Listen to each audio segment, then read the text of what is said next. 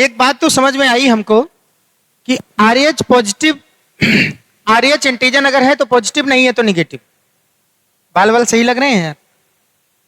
तब ठीक है, नहीं तो कैमरे में रिकॉर्ड हो रहा है ना, थोड़ा सा ठीक रहना चाहिए, है ना, दिखना चाहिए कि यार ठीक है, थोड़ा आदमी ठीक ठाक लग रहा है, नहीं तो पता लगा कि देख लो। वैसे तो मैं देख लेता हूँ लेकिन आगे वाला नहीं दिखता इसमें। तुम लोगों के भरोसे में काम कर रहा हूँ, फिर ध्यान रखना, है ना। हाँ चलिए, तो आरएच एंटीजन अगर आरबीसी की सरफेस पर आरबीसी की सरफेस पर क्या अगर एंटीजन प्रेजेंट है, कौन सा, आरएच, तो उसे हम क्या कहेंगे, पॉजिटिव। और आरबीसी की सरफेस पर अगर एंटीजन नहीं है तो उसे क्या कहेंगे, निगेटिव। एक बड़ी मजेदार बात मैं आपको बता दूं कि अगर जैसे डोनर है और एक क्या है, एक्सेप्टर है ना, दाता और रिसीवर, या इसी को एक्सेप्टर को रिसीवर भी कह देते हैं, ग्राही।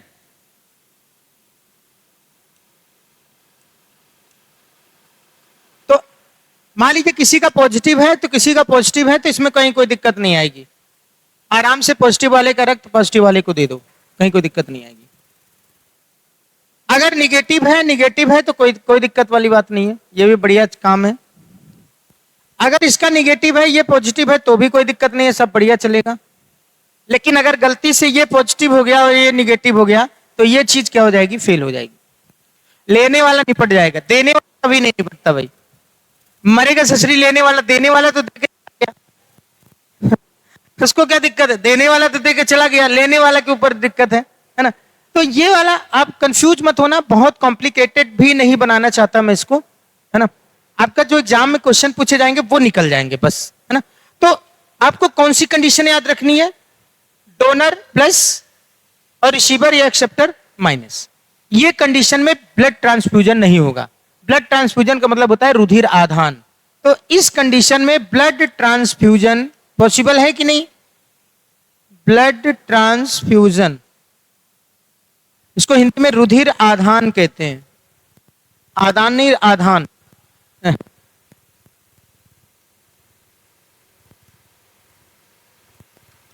बताओ होगा कि नहीं होगा, एकदम बढ़िया होगा, कहीं कोई दिक्कत नहीं है। अब सवाल यह है कि जब ब्लड ग्रुप हम चेक करें, जब ब्लड ट्रांसफ्यूजन होता है तो दो चीजें चेक की जाती हैं। पहले तो ए बी वाला ब्लड ग्रुप चेक किया जाता है, दूसरा आरएच वाला ब्लड ग्रुप चेक किया जाता है। तो पॉजिटिव निगेटिव का तो हमने बता दिया आपको, है ना। अब दूसरा ये है कि अगर मान लीजिए, यहां पर एक कॉन्सेप्ट बताता हूं, डोनर और जबरदस्त कॉन्सेप्ट है ना, एक्सेप्टर। यहीं से आपको यूनिवर्सल डोनर और एक्सेप्टर बता दिया था क्या, नहीं बताया था?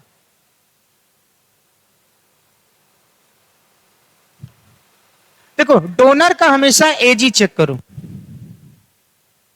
डोनर का क्या चेक करो, एजी, एजी मींस एंटीजन। और एक्सेप्टर का हमेशा क्या चेक करो, एबी चेक करो, मतलब एंटीबॉडी, ठीक है। अब इन दोनों को चेक करने के बाद दो कंडीशन आएंगी। अगर दोनों हो गए सेम, दोनों सेम हो गए तो क्लॉटिंग हो जाएगी। क्या हो जाएगी, क्लॉटिंग। और क्लॉटिंग हो जाएगी तो डेथ हो जाएगी। किसकी होगी, देने वाले की, लेने वाले की, लेने वाला। देने वाले का काम बढ़िया है, देख के चला गया, तुम झेलो, हमें नहीं मतलब है, हमारे पास तो था, हमने दे दिया, है ना। अब तुम नहीं ले पा रहे हो, मैं क्या करूं, है ना। अगला, अगर नॉट सेम कंडीशन हो गई, मतलब अगर समान नहीं है, नहीं होगा तो नो क्लॉटिंग, तो जाहिर सी बात ट्रांसफर क्या माना जाएगा, सक्सेस माना।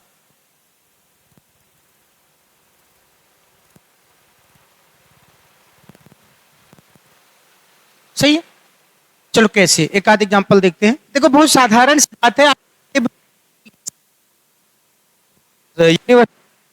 Universal concept with reason clear हो जाएगा। चलिए अब मान लो, तुम बता दो, डोनर, तुम्हें बता दो, चलो क्या ए वाला ब्लड, क्या बी वाला ए का ब्लड ले सकता है, नहीं ले सकता ना, नहीं। ए वाला ए से लेगा, बी वाला बी से लेगा। क्या हमने जो बताया देखो वो रूल सही है कि नहीं हो रहा है, चलो मान लो इसका बी है, इसका ए है ना। एंटीजन देखो, एंटीजन क्या है? ए। एंटीबॉडी क्या है? ए। बी ब्लड ग्रुप है तो एंटीबॉडी क्या होगी?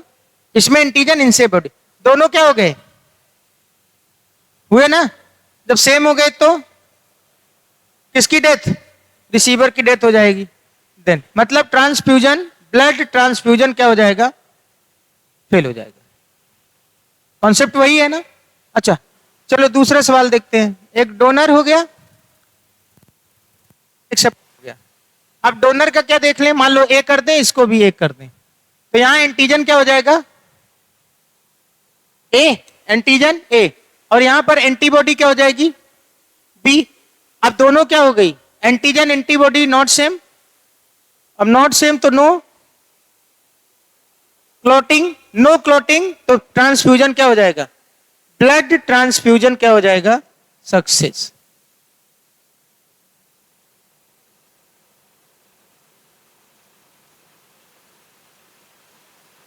अरे यार सही है ना, मतलब हमारा नियम सही है। अच्छा क्या क्या क्या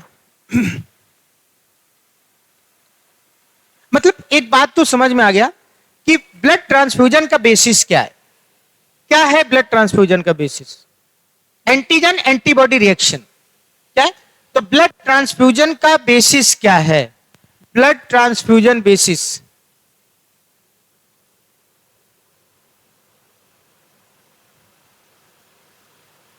क्या है? एजी एबी रिएक्शन। ठीक है। और एजीबी रिएक्शन का मतलब क्लॉट,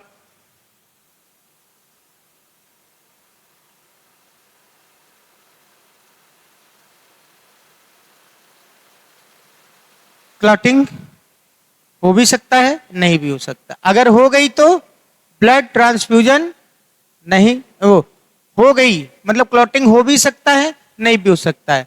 ठीक है।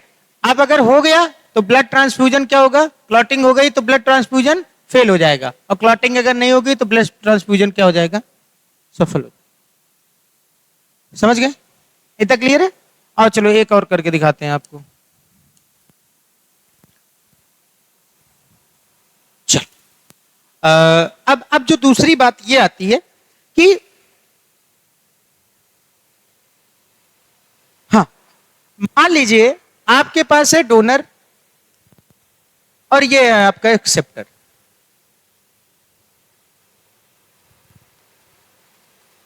ठीक है। मान लो डोनर एक्सेप्टर आपका है क्या? एबी। क्या है? एबी। तो एबी में एंटीबॉडी क्या देखोगे? एंटीबॉडी एक भी है क्या? कोई एंटीबॉडी है क्या? नहीं है। अब मान लो इसका ब्लड ग्रुप है ए, या हो सकता है बी, हो सकता है ए बी, या फिर ओ। अब यहां पर अगर ए ब्लड ग्रुप है तो एंटीजन ए, बी तो बी, यहां पर है तो ए एंड बी दोनों, यहां पर है तो क्या? एंटीजन देख रहे हैं? एंटीजन है ना।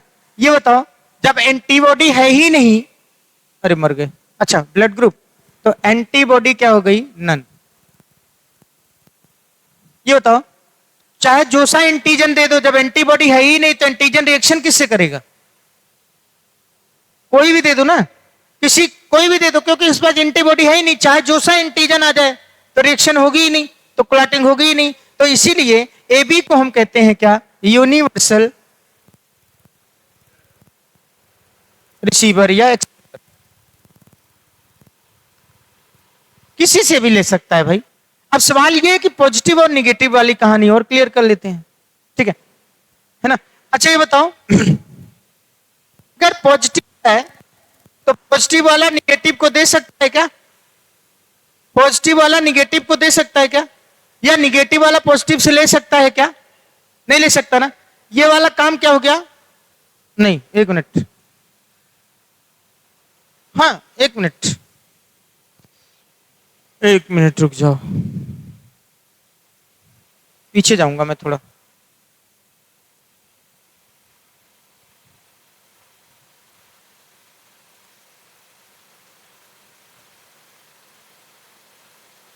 एक मिनट चलो। अच्छा ये बताओ, मान लो यहां पर मैं दो चीजें कर दूं, A B positive A B negative.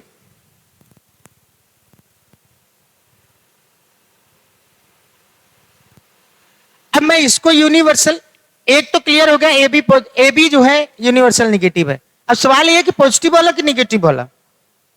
Positive वाला। क्यों? क्योंकि देखो पॉजिटिव वाला पॉजिटिव से भी ले लेगा और निगेटिव से भी ले लेगा। लेकिन अगर मैं निगेटिव कह दूं तो निगेटिव वाला निगेटिव से तो ले लेगा, लेकिन पॉजिटिव से ले पाएगा क्या? नहीं ले पाएगा। इसीलिए हम ए बी पॉजिटिव को क्या कहेंगे? Universal donor is A B positive. क्योंकि पॉजिटिव है तो मैं पॉजिटिव वाले से भी ले लूंगा, निगेटिव वाले से। अगर मेरा निगेटिव है तो मैं निगेटिव वाले से तो ले लूंगा, पॉजिटिव वाले से लेके मरना थोड़ी ना है। मैं क्या पागल नजर आता हूं? मैं तो नहीं लूंगा, है ना। अब पीछे जाओ, कहां से चालू हुआ था? ये डोना लिख दिया, डोनर। चलो शुरू हो जाओ। ये आप हेडिंग डाल लेना, ब्लड ट्रांसफ्यूजन।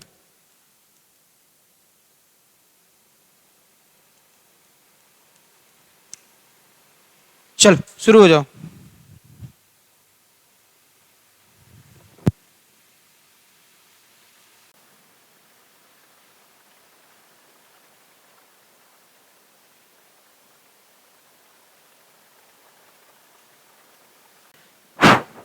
चल आगे बात करते हैं। अब हाँ, दूसरा वाला और बता दे, डोनर का और बता दे। Donor,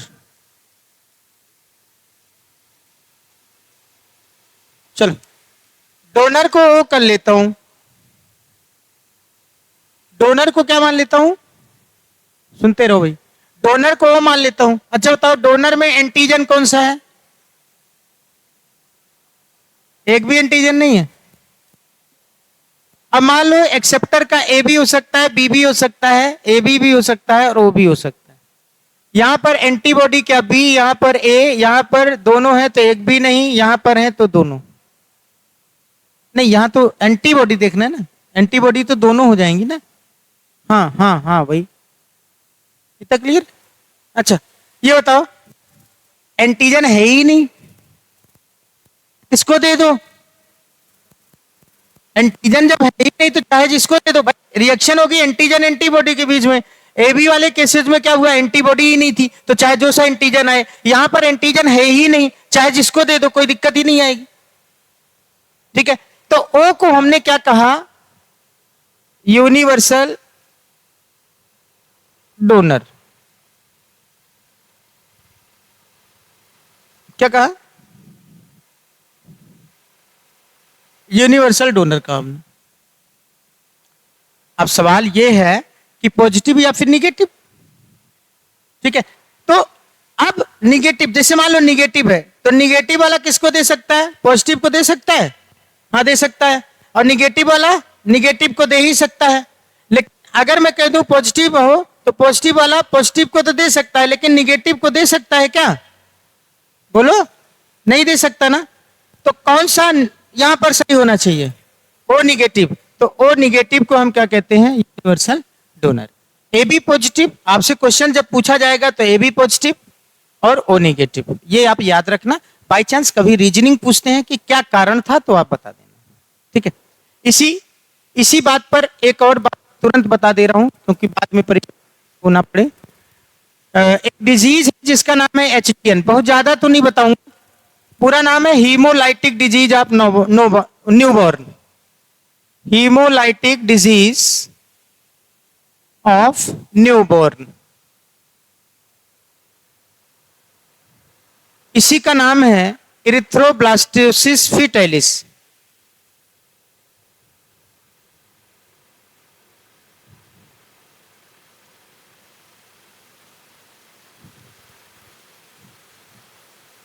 haemolytic disease of newborn या फिर इसी को कहेंगे इरिथ्रोब्लास्टोसिस फीटैलिस। आपसे सीधा सवाल पूछेगा, सीधा आंसर लगाना। ये कंडीशन कब उत्पन्न होती है? जब पिताजी पॉजिटिव और माताजी नेगेटिव हो। क्या बोला? वही वही वही स्थिति जो ट्रांसफ्यूजन में देख रहे थे, प्लस माइनस गड़बड़ हो जाएगा। तो पापा पॉजिटिव, ये कंडीशन तब उत्पन्न होगी जब फादर कैसे होंगे, पॉजिटिव, और मदर कैसी होगी, नेगेटिव। फादर कैसा, पॉजिटिव, और मदर कैसी होगी, नेगेटिव। ऐसी कंडीशन जैसे ही बनेगी तो उनका जो फर्स्ट चाइल्ड होगा वो क्या होगा, उसको कोई प्रॉब्लम नहीं, हेल्दी होगा, मस्त दुरुस्त तंदुरुस्त होगा। लेकिन जो सेकेंड चाइल्ड होगा उसकी क्या हो जाएगी, क्या हो जाएगी, डेथ। तो क्या उनका दूसरा बच्चा होगा ही नहीं, होगा ना। पहले बच्चे की जन्म के बाद, क्या बोला, पहला बच्चा तो नॉर्मल होगा, ध्यान रखना, पहला बच्चा नॉर्मल होगा, दूसरे बच्चे की डेथ हो जाएगी। यदि फिर उनको दूसरा बच्चा करना है तो क्या करना पड़ेगा, एंटी-डी का इंजेक्शन लगाना पड़ेगा। क्या करेगा, अगर इससे प्रिवेंट करना है, से अगर प्रिवेंशन आपको करना है तो आफ्टर डिलीवरी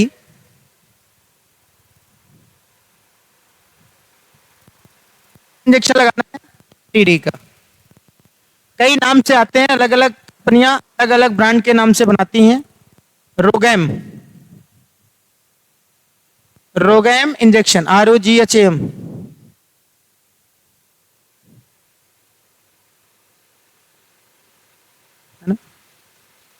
एक और बात बता दूं, ये दूसरे बच्चे की जो डेथ होगी वो आफ्टर, जस्ट आफ्टर बर्थ हो जाएगी, मतलब पैदा होने के बाद मर जाएगा वो, है ना। क्या हो जाएगा, फिर से सुन लो सारी बातें ध्यान से। HDN पूरा नाम है हीमोलाइटिक डिजीज ऑफ न्यूबॉर्न, नाम ही है haemolytic disease of newborn. Erythroblastosis fetalis, जो इरिथ्रोब्लास्टोसिस का मतलब आरबीसी क्या हो जाती है, आपस में जुड़ जाती हैं। हीमोलाइसिस हो जाता है, आरबीसी क्या हो जाती हैं, जुड़ जाती हैं। और न्यूबॉर्न, नाम ही है न्यूबॉर्न, अंदर नहीं, पैदा होने के बाद क्या हो जाएगा, वो मर जाएगा। ऐसी कंडीशन तब उत्पन्न होगी जब पापा कैसे हो, पॉजिटिव, और मम्मा कैसे हो, निगेटिव। लेकिन ऐसी कंडीशन जो उनका फर्स्ट चाइल्ड होगा उसको कोई दिक्कत नहीं आएगी, उसको कोई दिक्कत नहीं आएगी। लेकिन जो सेकेंड चाइल्ड होगा उसकी क्या हो जाएगी, डेथ हो जाएगी। और तो क्या करें, इसके बाद हम क्या दूसरा बच्चा कर ही नहीं सकते, जी हाँ कर सकते हैं। यहां पर इससे बचने के लिए डिलीवरी के बाद एंटी-डी, जो अलग अलग नाम से अलग अलग कंपनीज मेडिसिन तैयार करती हैं, उसको एंटी-डी मतलब रोगैम का इंजेक्शन दे दिया जाए तो जितने भी RH एंटीजन होंगे मां के शरीर में वो सब क्या हो जाएंगे, खत्म हो जाएंगे। दोबारा से जब बच्चा पैदा होगा तो उसमें कोई ऐसी संभावना नहीं होगी। समझ रहे हो क्या, इतनी सी बात आपको याद रखना है। ज्यादा जाऊंगा तो बहुत बड़ा होगा, फिर वो आपके रेंज से बाहर निकलेगा।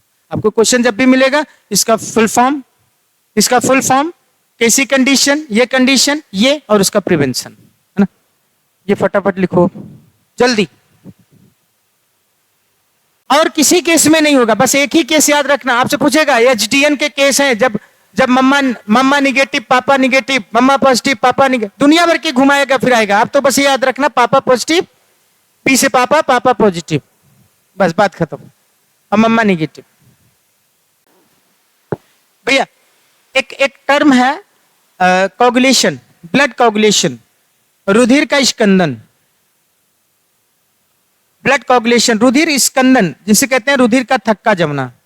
और रुधिर का थक्का जमना एक बड़ी अच्छी चीज है ना। चोट लग गई तो ब्लड क्लॉटिंग हो जाएगी तो बढ़िया है, नहीं तो ब्लड लॉस हो जाएगा, है ना, एक्सेसिव ब्लीडिंग हो जाएगी, मर जाओगे, है ना। तो जब भी आपको सामान्य चोट लगती है, सामान्य की बात कर रहा हूं, समझ रहे हो, गोली मार दोगे किसी की खोपड़ी में तो वो खून बंद नहीं होगा भाई। नहीं तो पता लगा कि जाके खोपड़ी से वो हथौड़ी लेके सिर फोड़े आए, फावड़ा से मार दिए, गर्दन कट गई, उसके बाद खून बंद नहीं हो रहा, तो उसमें नहीं बंद होगा भाई। मैं सामान्य चोट की बात कर रहा हूं कि कहीं छिल गया, हाँ, सेविंग करते समय ब्लेड लग गई, तो 2 से 8 मिनट के अंदर अंदर ब्लड ऑटोमेटिकली निकलना बंद हो जाता है ना। और क्यों बंद हो जाता है, बंद क्यों हो जाता है, क्योंकि ब्लड की क्लॉटिंग हो जाती है। ब्लड क्लॉटिंग अगर ब्लड वेसल्स के अंदर हो जाए तो आफत है, और ब्लड क्लॉटिंग अगर चोट लगने पर ना हो तो दिक्कत है ना। तो चोट लगने पर ब्लड क्लॉटिंग होना आवश्यक है, क्योंकि उससे क्या होता है, ब्लड लॉस रुकता है ना। और ये अच्छी प्रोसीजर है। लेकिन ब्लड क्लॉटिंग अगर ब्लड वेसल्स के अंदर हो जाए तो आर्गन को ब्लड की सप्लाई नहीं मिलेगी, आर्गन फेल हो जाएगा, डेथ हो जाएगी, है ना। तो ये दोनों बातें आपको लिखनी है। हटा दूं क्या, चलो। तो लिखता हूं, जरा देख लेना। एक तरफ लिख रहा हूं ब्लड कोगुलेशन। यार इतना तेज यहां पर लगता है लाइट कि मैं क्या ही बताऊंगा। ब्लड कोगुलेशन हिंदी में रुधिर स्कंदन, विशुद्ध भाषा में, देहाती भाषा में रुधिर का जमना।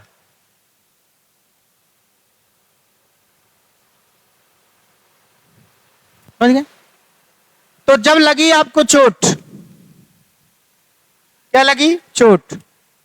तो जैसे ही चोट लगी तो आपकी जो प्लेटलेट्स थी, क्या थी?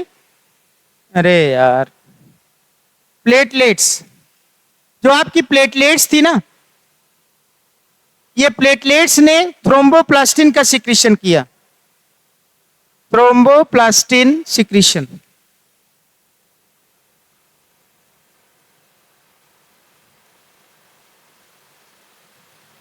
किसका सिक्रीशन किया? थ्रोम्बोप्लास्टिन का सिक्रीशन। और इस थ्रोम्बोप्लास्टिन ने कैल्शियम आयन की प्रेजेंस में ब्लड में, मतलब प्लाज्मा में, दो प्रोटीन्स थी, एक का नाम था प्रोथ्रोम्बिन। प्रोथ्रोम्बिन को किस में बदल दिया? थ्रोम्बिन में। किसमें बदल दिया? थ्रोम्बिन में। और थ्रोम्बिन ने पुनः सेकेंड जो प्रोटीन थी कैल्शियम आयन की प्रेजेंस में, जिसका नाम था फाइब्रिनोजन। ठीक है? और ये फाइब्रिनोजन जो है ना जनाब, इसको बदल दिया किसमें? फाइब्रिन में। इसमें बदल दिया, किसमें बदल दिया? फाइब्रिन ने। अब जैसे मान लो चोट यहां लगी, कहां लगी? यहां लगी, तो खून कहां से निकलेगा? अंदर से बाहर की ओर ना। तो ये वो जो घाव होता है, जो इंजरी होते हैं, जो वुंड्स होते हैं, यहां पर क्या होता है? एक जाल बना लेता है, नेटवर्क बना लेता है। क्या बना लेता है? नेटवर्क बना लेता है, बिल्कुल फाइन महीन, है ना। और उसके बाद जब सेल्स जो है अंदर से बाहर की ओर आता है, तो एकदम छन्नी की तरह ये बना लेता है। और यहां पर सेल्स आती है, इसमें क्या हो जाती हैं? फंस जाती हैं। और जब फंस जाती हैं तो इसी को भैया हम कहते हैं क्या? Blood clot. और ये बढ़िया चीज है। क्या है? अरे यार, यही समस्या है, जो लिखूंगा वो नहीं लिखेगा। एक टी हटा देना, है ना। ब्लड क्लॉट हो गया, तो खून निकलना बंद हो गया। तो ये अच्छी बात है भाई, है ना। अब सवाल ये है कि आपसे पूछेगा essential for blood clotting. Essential for blood clotting, वैसे तो 13 फैक्टर इसके लिए रिस्पॉन्सिबल होते हैं, पर आपके एग्जाम में जो सवाल बनते हैं तो सबसे पहला आपको दिख ही रहा होगा, यहीं से ढूंढ लो। सबसे पहले तो थ्रोम्बोप्लास्टिन जरूरत है कि नहीं? क्योंकि जब तक थ्रोम्बोप्लास्टिन नहीं होगा तब तक प्रोथ्रोम्बिन एक्टिव ही नहीं होगा। थ्रोम्बोप्लास्टिन निकालेगा कौन? प्लेटलेट्स। तो पहली जरूरत किसकी है? थ्रोम्बोप्लास्टिन। फिर किसकी है? कैल्शियम आयन की। फिर किसकी है? प्रोथ्रोम्बिन की। किसकी? प्रोथ्रोम्बिन की। फिर किसकी? फाइब्रिनोजन की। फिर किसकी? विटामिन के की।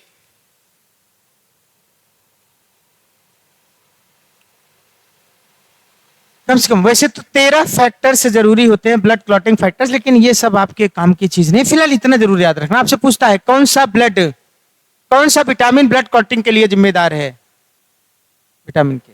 ध्यान रखना, ब्लड क्लॉटिंग कहां? चोट लगने पर, वेसल्स के अंदर नहीं। ये क्लियर है क्या? अब मैं एक और लिख दूं। चल,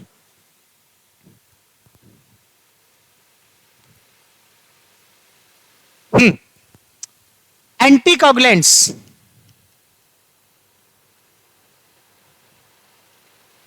एंटीकॉगुलेंट जिसे कहते हैं प्रतिस्कंदक।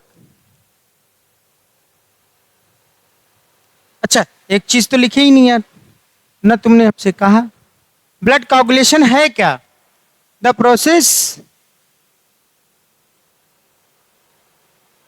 Process that stop the oozing of blood. Oozing means blood निकलना। ऊजिंग मीन्स निकलना। The oozing of blood, Hindi में क्या कहोगे? रुधिर निकलने का, रुधिर के निकलने का, रुधिर तेरी तो रुधिर का निकलना बंद होना, बहुत बहुत साधारण लफ्जों में देख लो आप,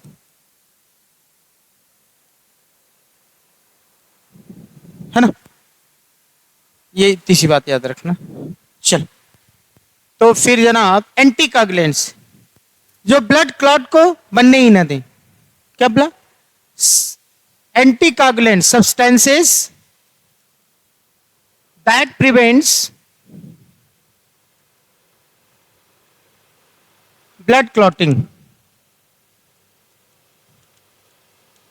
इनसाइड, कहां? नहीं, वैसे तो इनसाइड नहीं, कहीं भी, कहीं भी ऐसा नहीं, किसी inside he substances that prevent blood clotting, जो ब्लड क्लॉटिंग को रोक दे, जो रुधिर स्कंदन को रोके, ना होने दे, जो रुधिर स्कंदन को ना होने दे। ठीक है। अब सवाल यह है कि कितने टाइप्स के हैं, तो एक है नेचुरल, नेचुरल मीन्स प्राकृतिक, और एक है क्या? Chemical.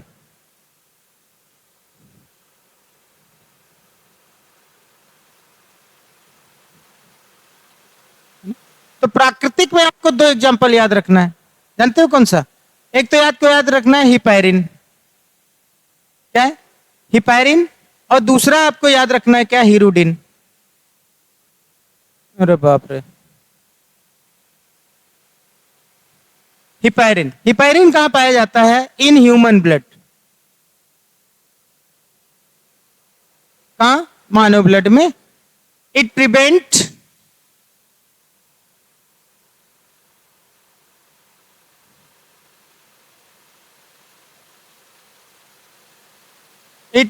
the formation of blood clot inside blood vessels।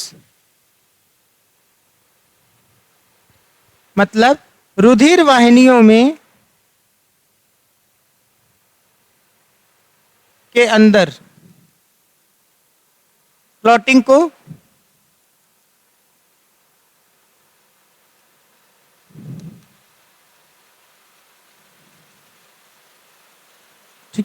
इसी के कारण ब्लड जब आर्टरीज और वेन्स में बहता है तो आराम से बहता है, बिना किसी परेशानी के, बिना क्लॉट के। भी तुम सोचोगे कि काहे को क्लॉट हो जाता है, जब है ही रोकने वाला तो ये ससरी क्लॉट होता कैसे, अटैक आता कैसे? अब जरूरत से ज्यादा जब खाओगे, ये ओमोज मोमोज और ये उल्टा सीधा चीजें, जब ये चिकन फिकन खींचोगे, है ना, ऑयली सब्सटेंस ठूसोगे, समोसा खाओगे, है ना, 10 बार उबले तेल में डूबा हुआ समोसा खाओगे, भटूरे खाओगे, तो फिर बेचारा क्या करेगा हिपैरिन? समझ रहे हो ना? तो इसलिए इसके बावजूद भी इन सब आदतों के कारण कोलेस्ट्रॉल बढ़ जाता है, जो आगे चल के जाके क्लॉटिंग कर देता है। अच्छा, दूसरा है हीरोडिन। हीरोडिन जानते हो क्या होता है? ये प्रेजेंट होता है saliva of Leach,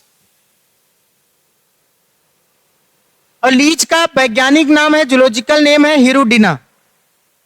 Leach means होता है हिंदी में जोंक, जोंक वही है जो जानवरों को लग जाती है। एनीलिडा का मेंबर है, जिसमें केचुआ आता है। लीच का जूलॉजिकल नाम है कौन सा? हीरोडिना। और इसका जो संघ है जिसमें एनीलिडा आता है, केचुआ आता है, एनीलिडा का प्राणी है।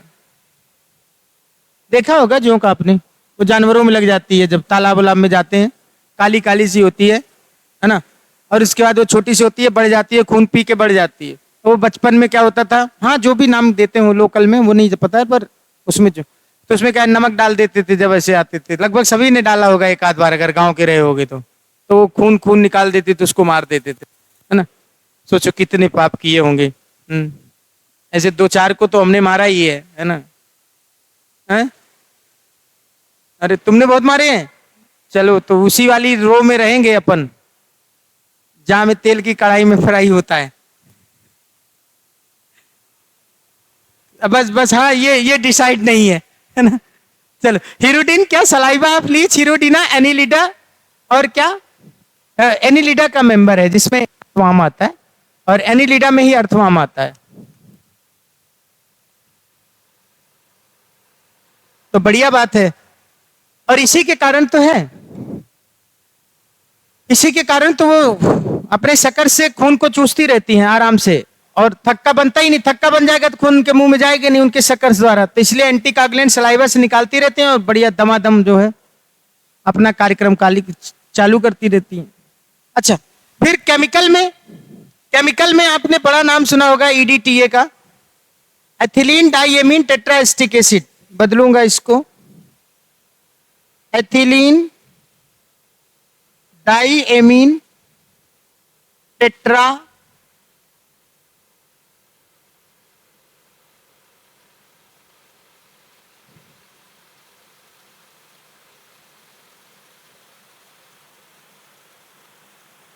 ठीक है।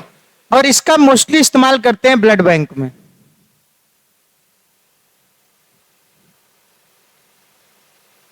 हाँ, उसमें जो जो आप कंटेनर लेते हो ना, उसकी इनर लेयर पर कोटिंग रहती है ईडीटीए की, तो उसमें ब्लड चला जाता है तो ब्लड क्लॉट नहीं होता। नहीं तो 2 से 8 मिनट में तो ब्लड क्लॉटिंग हो जाएगी, सूख जाएगा। और सूख जाएगा तो क्या पानी में घोल के उसके बाद चढ़ाओगे, है ना? ऐसा तो हो नहीं सकता। तो इसीलिए क्या कहते हैं, उसमें ईडीटीए की कोटिंग लगी होती है। तो ईडीटीए क्या होता है, ब्लड को जमने नहीं देता है।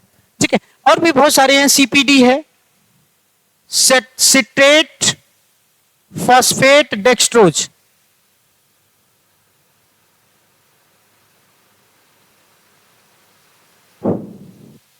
और भी बहुत हैं, यहां लिख दे रहा हूं। सोडियम और पोटेशियम, सोडियम और पोटेशियम ऑक्जेलेट और सिट्रेट। देखो बहुत सारे नाम इकट्ठा लिख दिए। देखो, सोडियम और पोटेशियम ऑक्जेलेट और सिट्रेट, मतलब सोडियम ऑक्जेलेट, पोटेशियम हमने इकट्ठा कितने लिख दिए, 4 लिख दिए। Sodium, citrate, potassium secret. ठीक है, ये जरा फटाफट आप लिख लो अगर आपको लिखना है तो।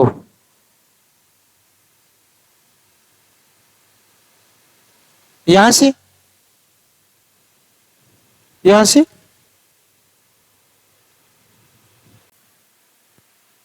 पीछे का,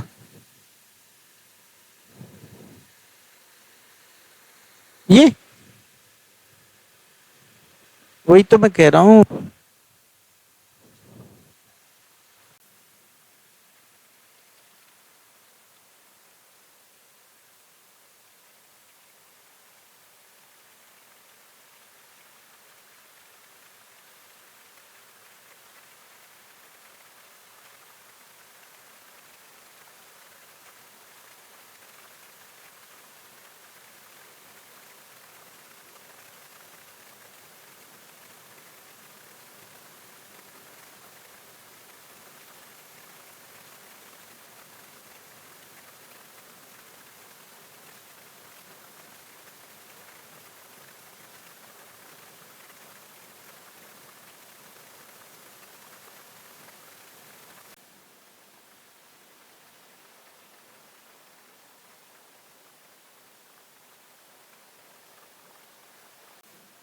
हिपैरिन, जो कि नेचुरली अकरिंग क्या है, एंटीकागुलेंट्स प्रेजेंट इन ह्यूमन ब्लड।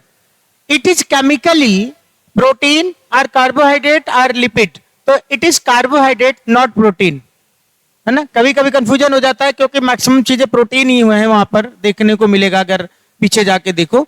तो यहां पर जो हिपैरिन है, heparin is a chemically a carbohydrate, chemically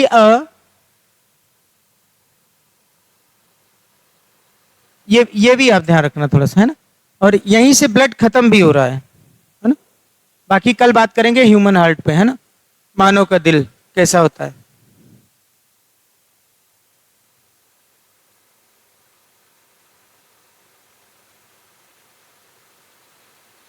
haemophilia, royal disease, वो अभी जब जेनेटिक डिजीज आपको बताएंगे ना, बीमारियां एक चैप्टर है, तो वो हम पढ़ाएंगे तो फिर वो उसमें हम पढ़ा देंगे। हाँ, इसका कारण तो यही था ना, रीजन तो यही था, एंटी कोगुलेशन, मतलब कोगुलेंट नहीं हो, ब्लड कोगुलेट नहीं हो पाता। जब ब्लड कोगुलेट नहीं होता तो ब्लड लॉस होता रहता है, मतलब इसके पीछे वाला है उसका, इसके पीछे वाला एंटी कोगुलेशन, वहां कोगुलेशन नहीं हो पाता था ब्लड। हाँ, मतलब कोगुलेंट, ब्लड का कोगुलेशन नहीं हो पाता, हिपैरिन की, हिपैरिन में प्रॉब्लम हो जाती है।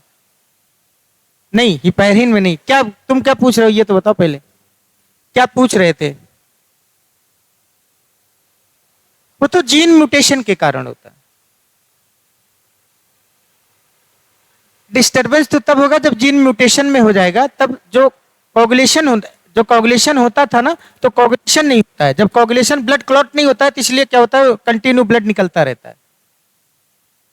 पर वो होता है किसके कारण? जीन म्यूटेशन के कारण। हाँ, जीन म्यूटेशन के कारण क्लॉटिंग नहीं होती है, और जब क्लॉटिंग नहीं होती है तो फिर ब्लड क्या होता है, उसमें तो जरा सा भी अगर आपको चोट लग जाए तो फिर वो लगातार ब्लड लॉस रहता ही है, बिना बिना आप हॉस्पिटल जाए। मतलब जितना सेविंग में ब्लड निकल गया ना, उतना भी अगर चोट लग जाए तो भी आफत है,